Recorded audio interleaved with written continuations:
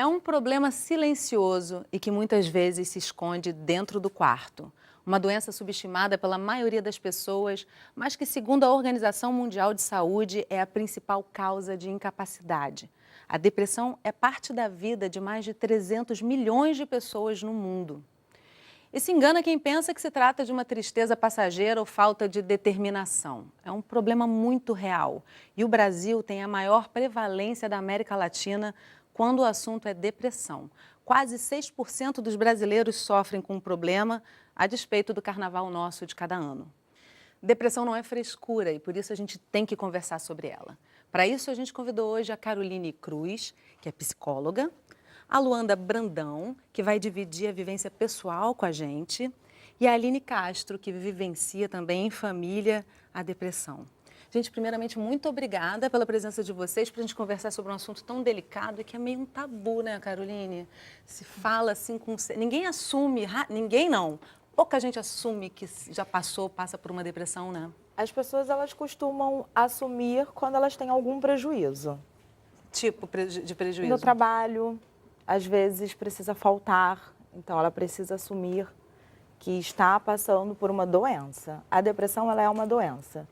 A gente precisa perceber essa diferença entre tristeza e melancolia, que é normal.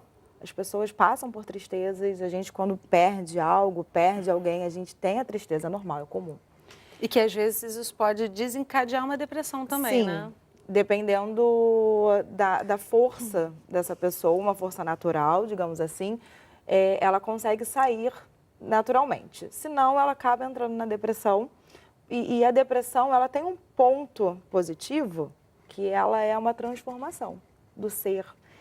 Muitas vezes passa por uma questão de amadurecimento, né? A nossa colega a Aline falou da filha dela que é adolescente. Aqui a gente, antes de conversar, mas eu vou te interromper para a gente poder trazer a Aline. Quer dizer, a gente vai trazer várias questões aí que você está colocando, porque o assunto é enorme, né? Profundo. Como é que foi, Aline, você tem na sua vivência familiar, a sua filha, que está com 18 anos agora, você descobriu percebeu quando ela tinha 10 anos, né? Como é que se faz um diagnóstico nessa idade? Primeiro, um choro fácil, sem motivo. Ela era toda a noite. Durante o dia, estava com as brincadeirinhas, escola, e à noite ela chorava compulsivamente, sem motivo. E não tinha sono.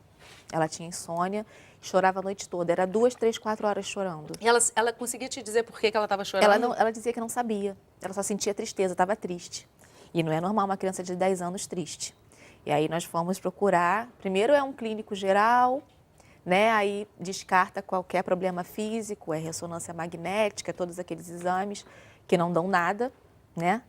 E aí a gente correu para o neurologista, que foi um erro, porque o neurologista ele não cuida dessa parte, né? Então ele passou remédio, era remédio para dormir, acabava deixando ela dopada.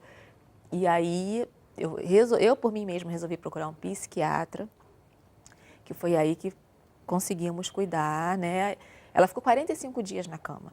E para isso você precisou acabar rompendo com uma série de preconceitos que a gente tem muitas vezes, olha, né? De buscar um psiquiatra. Eu não queria nem falar com a família, né? Eu falava com o pai, a gente trocava muito, né? Apesar de eu ser separada dele, a gente trocava muita informação, ele estava sempre comigo, levando a médico. E eu ainda não tinha botado a família porque eu não estava entendendo direito o que estava acontecendo. E aí ia assustar todo mundo. Ia assustar, minha filha. filha. Deixa eu trazer a Luanda aqui para a nossa conversa, porque senão a gente vai engrenar nessa imensidão, né, Luanda? Como é que é? Você está trazendo uma experiência pessoal, quero te agradecer muito, porque isso é muito difícil, né? As pessoas realmente falarem sobre isso. Eu quero entender como é que é a sua vivência, assim, como é que você se sente, em que momento você percebeu que não era uma melancolia, não era uma tristeza prolongada, se tratava de depressão. Foi aos 24 anos que eu tive um surto e foi aí que eu percebi, nossa, tem alguma coisa de estranho, eu preciso procurar um médico. Estou com um filho recém-nascido e foi logo após o parto e eu precisava procurar um médico e é muito complicado, porque eu ainda vivencio isso. Mas só 3 anos atrás que eu comecei toda uma terapia medicamentosa para combater a depressão. Carolina, essa que a Luanda está trazendo para a gente é realmente comum, né? As pessoas não perceberem, terem que ter um momento de surto real, físico, né? É o que acontece no consultório. As pessoas, quando chegam no consultório, elas já trazem para mim algum surto que aconteceu e que foi ali que elas perceberam que elas precisavam de ajuda. Então, no discurso da Aline, a crise de choro, no discurso dela... Que é descontrolado, né? O surto aos 24 anos, que fica marcado. É algo que marca, é algo que a pessoa percebe, não sou eu. Tem algo além... Que eu não controlo, que eu né? não estou controlando. Agora, necessariamente tem um evento que desencadeia? No caso Não. da Luanda, não desencadeou, mas o pós-parto foi complicado, né? Foi. Ou pode ser genético também? Pode ser genético. E como é que a gente descobre isso antes do surto? Não se descobre? Não se descobre. Tem que ter percepção Tem própria e do próximo, né, que está ao lado. Principalmente do próximo. Principalmente do próximo, porque muitas vezes a pessoa não percebe. E a gente, ao lado, começa a perceber as mudanças do humor, do sono, a crise do choro, às vezes a chateação. Ai, falei, seu terno amarelo não tá legal. Isso Acabou, desencadeia. né? Poderia ali trocar. Então Ou tá. não, eu tô me sentindo bem com ele, Ou é isso. tô super bem. Sim, estamos maravilhosas, mas aquilo ali já gera uma frustração, já gera, às vezes, até confunde. A pessoa já está tão triste, ela fica triste com você. Agora, Aline, você deve ter sido sobrecarregada com essa situação toda, de alguma forma, né? Muito. Como é que é estar do lado? Eu vou dizer o que eu senti falta. De um médico que me desse apoio para a família. Isso eu senti muita falta. O psiquiatra, ele não deu um contato dele, porque é imprescindível, gente. Se ela vai fazer um tratamento novo, um medicamento novo, nem o psiquiatra sabe, na verdade, se aquele tratamento vai dar certo. Ele tem 10 opções. Então, você precisa ter o contato do psiquiatra. Isso é fundamental, eu não tive no início. Então, eu penei muito com isso. Psicólogos também. Né? Tratava só da criança. Ela tinha 10 anos e ela percebeu que uma psicóloga estava lixando a unha. Ela saiu do consultório, falou, eu não vou mais ficar aqui. Então, é uma peregrinação você achar o tratamento correto. Então, ela com 10 anos, eu consegui um médico que... Ela teve 45 dias de problema na cama e depois de um tempo ela ficou 1 ano bem com esse tratamento. Depois voltou a cair e quando caiu foi de vez. Aí é que foi o problema. Você tem... Desculpa, como a gente está numa televisão, eu queria deixar um alerta. A gente precisa buscar médicos especializados para a área da infância. Então, é um psiquiatra especializado na área da infância, é um neuropediatra, não é um clínico geral, é um pediatra. Que é diferente, né? Diferente, você tem um trabalho com crianças, diferente. né? Tem um trabalho com criança, eu trabalho com apoio familiar. Tratamento e diagnóstico são diferentes? São.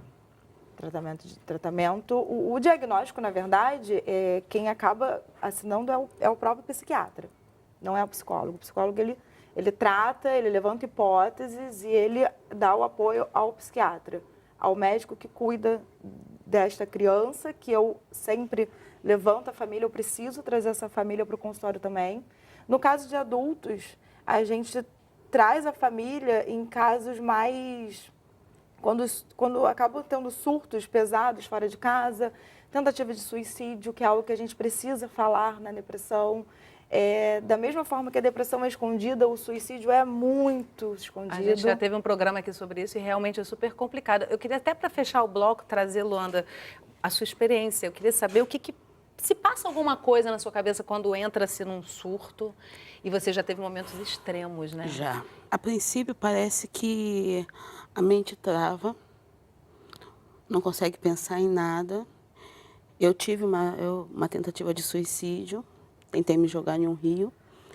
E meu marido, novamente, meu pai, minha mãe e meu irmão foram atrás de mim. E a mente trava. Não dá para explicar. Ao mesmo tempo você sente uma tristeza muito profunda, a mente trava. E você sai, eu pelo menos saí sem rumo. E foi o que aconteceu. E eu falei assim, não tem mais por que estar aqui. colocando esse fardo em cima da minha família, trazendo esse fardo para os meus filhos. Então, a pessoa, por quê? Por que que eu estou aqui? Por qual motivo eu estou aqui? Precisa do envolvimento, né? Precisa de um abraço nesse momento. Eu tenho que interromper o programa rapidamente para a gente fazer um intervalo. E aí a gente também vai ouvir a experiência de uma família que eu acho que vai trazer elementos aqui para a nossa conversa. Então, no próximo bloco, nós vamos ouvir um pouco da experiência da Aline e do Fábio, que enfrentam juntos o desafio da depressão. Não sai daí que a gente volta já.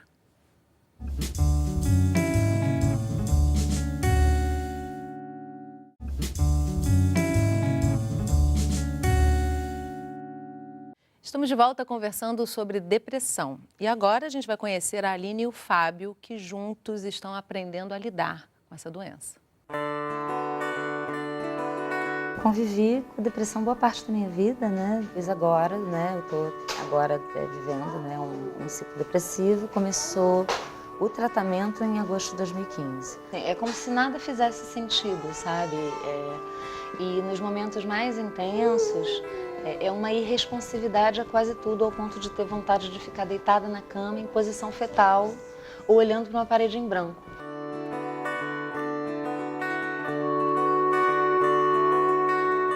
Passei toda a gestação em tratamento, né? Logo que eu entrei de licença, que eu realmente fiquei mal, né? Eu falei pro Fábio que eu não estava aguentando. Aí ele falou, cara, mas como é que eu vou fazer? Como é que a gente vai fazer se você não está aguentando cuidar disso, daquilo, daquilo?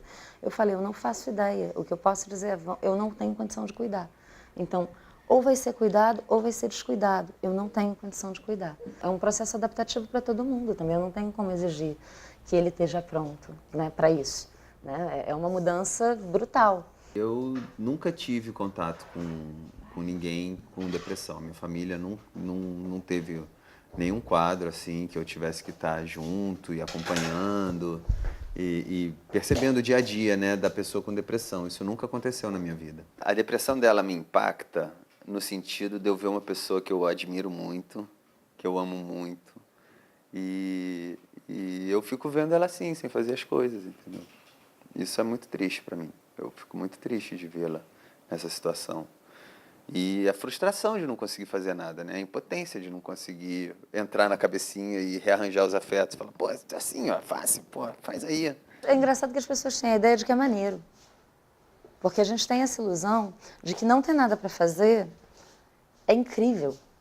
Não é nem não ter nada para fazer, é como se a sua vida toda estivesse ali na porta, dizendo, olha, eu tô gritando, vem, sabe? E você não consegue passar da porta, porque aquilo não faz sentido. Tem uma coisa que a gente não sai, sabe, da cama sem é sentido. E sentido a gente não cria sozinho, a gente só cria junto. E é por isso que é importante apoio também. Eu acho que o que acontece é que a gente precisa tirar o nosso óculos de olhar a realidade para conseguir ver o que o outro está vivendo, assim, porque é muito fácil a gente cair nos nossos juízos diários de, pô, mas todo dia é isso, mas de novo vai ficar assim, entendeu? Mas é e tal, e isso não ajuda ninguém. Então, o que a gente que está olhando de fora precisa ter muito claro é que a gente não sabe o que é esse processo de dentro. Você não está fisicamente machucado, as pessoas não estão vendo, né, a tua ferida. Então, demorei para pedir ajuda, eu acho que isso não é bom. O que é mais difícil para mim são as pessoas que tentam ajudar e querem muito, mas elas não sabem como, e é doloroso para elas estar comigo no meu processo. E elas descobrem isso no momento em que elas tentam me dar apoio. E elas não conseguem me dar e elas buscam apoio para elas. Porque não vai sair a fórceps, a depressão não vai acabar a fórceps, a depressão não vai acabar porque eu estou falando que é melhor a gente mora perto da praia e vamos na praia e amanhã vai ter acabado tudo e bola para frente. E aguentar isso todo dia, né? Tipo, você conseguir estar sorrindo, estar feliz, tá querendo pensar, não, o que a gente pode fazer para ser feliz, o que a gente pode fazer para ajudar a gente, sabe? Porque senão eu fico no desespero de querer ajudá-la, não conseguir ajudá-la. E aí eu começo a me martirizar também. Aí eu começo a ficar, eu não presto, eu não consigo fazer nada, não consigo ajudar a pessoa que está comigo 24 horas por dia, então se eu não consigo ajudar ela, eu não vou conseguir ajudar ninguém. Então, assim, uma coisa que a gente precisa ter muito claro é que a gente precisa se ajudar também, né?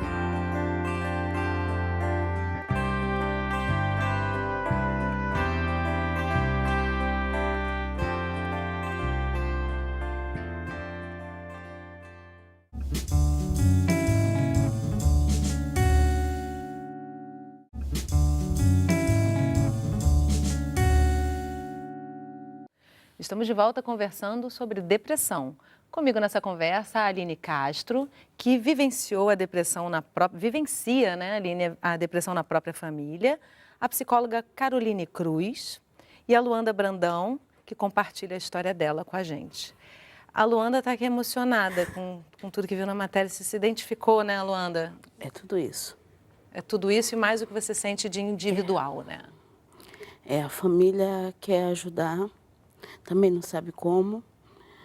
No início, todo mundo fica batendo cabeça, as pessoas se sentem frustradas e você não quer trazer, você sente que está levando um fardo para a sua família. E a sua família quer te ajudar, e às vezes também elas não entendem. E é tudo isso, é muito complicado. Tudo isso não cabe num programa. Né? É aí que eu falo que a ajuda do profissional tem que ser estendido à família ou pelo menos à pessoa mais próxima. A minha filha, eu consegui essa ajuda, esses profissionais, porque eu troquei tudo há 2 anos. E a minha filha hoje está bem, está até saindo do tratamento, já está fazendo, né, o desmame, como eles falam. Mas ele falou uma coisa muito importante, você tem que tirar o seu óculos da sua realidade e entrar na realidade do outro. Porque todo dia você vê as mesmas cenas, choro, aí aquilo te irrita. Chega um dia que você, tá chorando de novo. Tem você também, né? Tem uma pessoa ali do outro lado também, tem uma né? pessoa do outro lado. Então, você tem que tirar aquele óculos né, da sua realidade, entrar na realidade do outro e tentar entender, tentar passar por ele. Né? E a ajuda tem que ser estendida à pessoa mais próxima, pelo menos.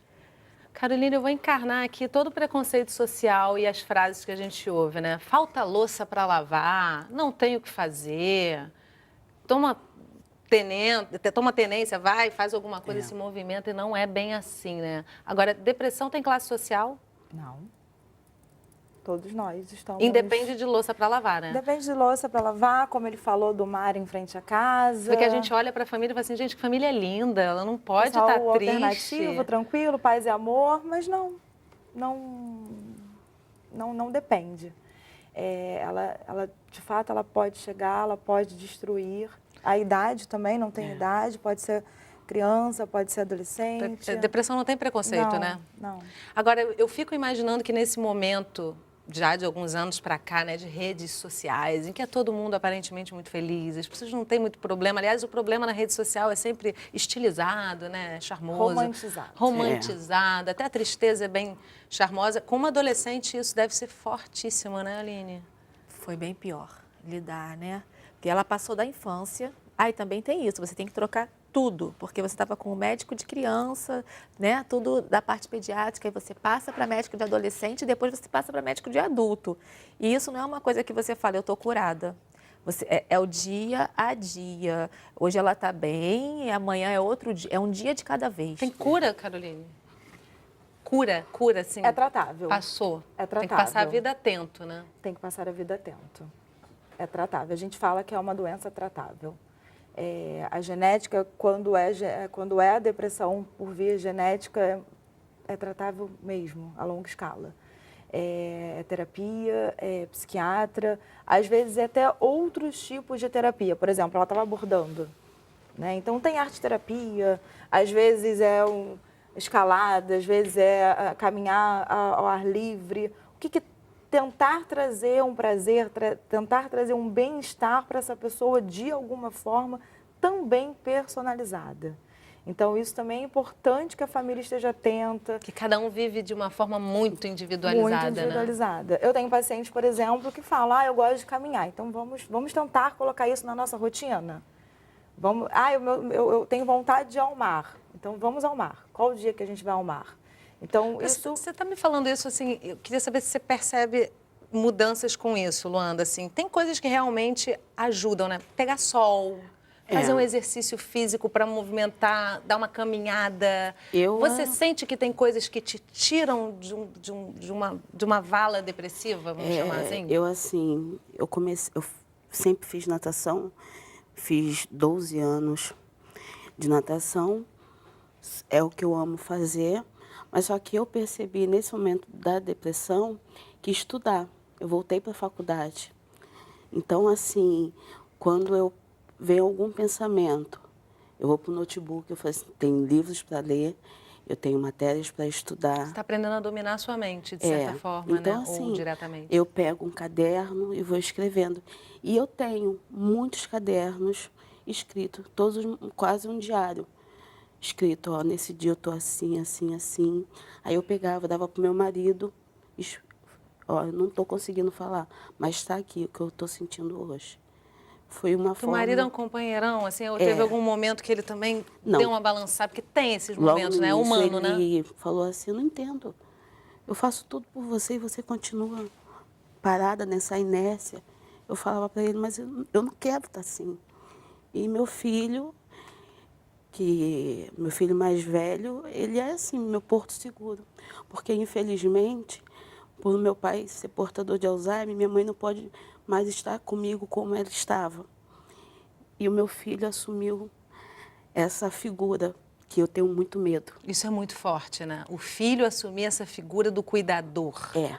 A figura do cuidador, ela precisa ser bem observada, Eu tenho né? medo disso, porque quando eu estou em crise, meu filho que me dá banho, meu filho que bota minha comida, meu filho que dá meus remédios, conhece, ele leu a bula de cada remédio para ele entender. Então, isso para mim, eu tenho Quantos medo. anos tem seu filho? Meu filho tem 11. 11 anos. E Eu tenho muito medo. o interesse dele. Perceba Sim. esse amor, perceba esse cuidado, perceba essa preocupação. Tem famílias que não têm isso. Tem famílias que Ele param já no nasceu com preconceito. você em depressão, né? Já. E ele que é... E com isso, nós somos cúmplices, nós somos parceiros, somos amigos. E ele fala, mãe, eu só não gosto quando só toma remédio, porque às vezes eu fico apática. Aí ele prefere, não, mãe, não toma remédio. Aí eu procuro tomar um pouquinho mais tarde, para eu logo dormir. Mas, assim, meu filho, minha mãe, enquanto pôde me ajudar, meu irmão... Família, né? família. Essa hora que você vê o Meu que marido significa ser família, né? Chega até... Porque foram eles, assim, hoje, eu posso dizer que eu estou até bem, porque eu tive momentos terríveis. Esse choro também é muito de identificar, de conseguir olhar de longe para essa tristeza em algum momento, né? Luanda, deve ser... Essa autopercepção deve ser importante para você. Quando você vive isso, você acha que ninguém no mundo está sentindo o que você está sentindo. É como eu disse, está Você dentro se do acha quarto, né? única. Fica guardado Então, dentro quando de casa. você... É o caso dela. Quando você vê que alguém... Minha filha não teve isso. Não teve uma comparação. Eu não tive uma mãe que falasse, ó, vai passar. Isso passa, isso tem solução. Eu não tive isso. Para mim não ia passar nunca. Eu estava num buraco, num poço sem fundo, né? Então, e eu fui tropeçando e vivendo e aprendendo dia a dia. Então, eu quero deixar uma coisa assim muito clara, que para mim era muito importante. Você não sabe como ajudar uma pessoa com depressão. Fica lá quieta. Não precisa Esteja falar. perto, né? Dê Esteja lá. continente para essa pessoa, Eu queria né? alguém dormindo na minha casa. Era só eu e minha filha. Não precisa fazer nada, mas esteja ali. Traz uma energia diferente. Diferente. Né? Esteja ali. Não precisa falar, né? É um pouco de paciência, Paciência. amor, Empatia, né? empatia, compreensão, busca de informação. Essa mãe precisou também se informar sobre o que a filha dela estava passando.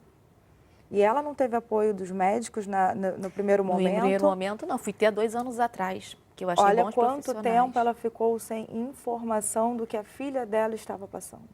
Então, é buscar informação, como o filho dela leu a bula. A família buscar. toda amadurece e cresce nesse processo. Ou não, né? A família Porque precisa ou buscar as essa pessoas ajuda, né? próximas. Não Sim. necessariamente a família, mas quem está próximo. Nesses casos, a gente está falando de pessoas que estão dentro de uma família. Mas, às vezes, é uma pessoa que saiu de casa e foi morar fora do Brasil e que está se adaptando a uma nova realidade, a uma nova cultura. Encontra ali nos amigos, de certa forma, esse apoio familiar. Nos amigos, um apoio familiar. Então, são várias histórias, são vários cenários. Gente, eu ia pedir justamente para vocês trazerem essas colocações para quem está em casa assistindo. Eu acredito, eu acho que eu sei que muito mais gente do que a gente imagina tem essas sensações que você tem, Luanda. É muito mais comum do que a gente imagina e está dentro dos quartos, está separado, cada um em sua casa. E aí eu acho que vocês já trouxeram vários elementos para quem está assistindo refletir, buscar ajuda, acima de tudo, e oferecer ajuda para quem está do lado, né? Eu quero agradecer muito a presença de vocês, compartilhando essas histórias. Eu fiquei realmente emocionada de ouvir o seu relato, Luanda, porque é muito importante que as pessoas saibam que elas não estão sozinhas nessa corajoso vivência, né? da parte dela. Da sua filha também, Aline. Muito obrigada, gente. E obrigada a você que acompanhou a nossa conversa de hoje pelo canal Saúde, internet, um dos nossos canais parceiros. Seja atento a quem está do seu lado. Nunca é demais lembrar que empatia faz bem à saúde. Esse programa já está disponível na nossa página no Facebook e pelo site do canal. E eu espero você na nossa próxima conversa. Até lá!